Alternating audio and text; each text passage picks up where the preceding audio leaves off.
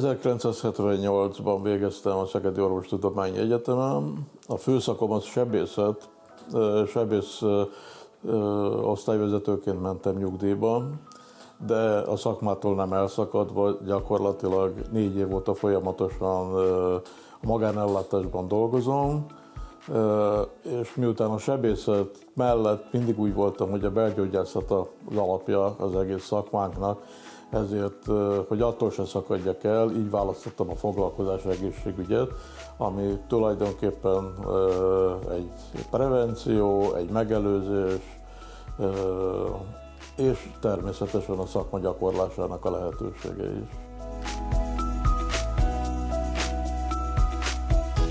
A foglalkozás egészségügy gyakorlatilag az egészséges munkakörnyezetben történő munkavégzés lehetőségét tárja fel, illetve a dolgozóknak az adott munkakörnyezetben való adaptációját, alkalmasságát határozza meg.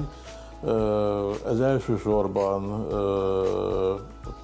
mindenképpen a megelőzés, ez a jellemzője, tehát nem gyógyító terület, mint a szakma többi része, hanem inkább egy feltáró, oknyomozó és megelőző feladatkör.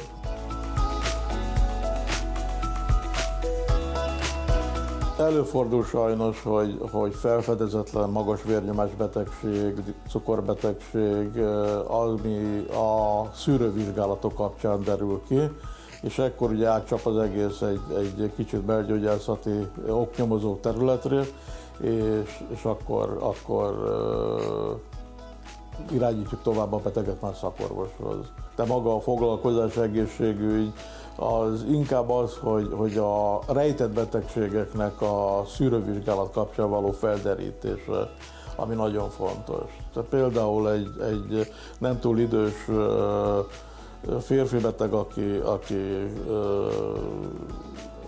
futárszolgálatot teljesített egy cégen belül, és hát bizony egyszer igencsak rosszul lett, úgy szedték össze a lépcsőházakból, és hát akkor derült ki, hogy borzasztóan magas cukorértékei vannak. Úgyhogy nyilván ilyenkor átmeneti időben ideiglenesen alkalmatlannak kell nyilvánítani a beteget, aztán kivizsgálták, beállították a terápiáját, és azóta nagyon lelkesen dolgozik, tehát ezek azok a momentumok, amik végül is azért sikerélményeket is tudnak adni a foglalkozás egészségügyben.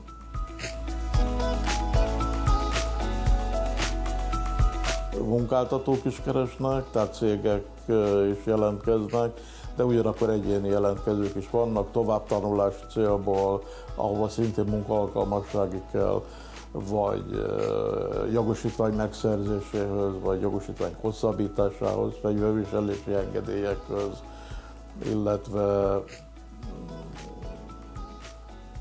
ismerettségek kapcsán végül is mindenféle problémával jönnek.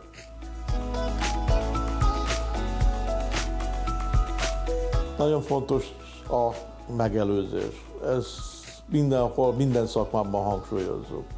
Ahhoz, hogy a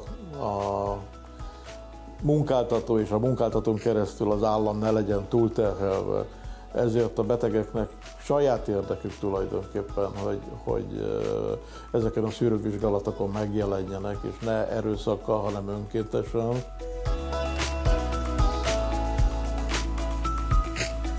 Ezek a vizsgálatok nem túl hosszúak, alapvizsgálatok tulajdonképpen, tehát egy teljes részletes kikérdezés, egy kórelőzményfelvétel, ami kiterjed a családi kórelőzményekre is. Ugye itt elsősorban részben az örökletes betegségek, részben a általános állapotnak a felmérése.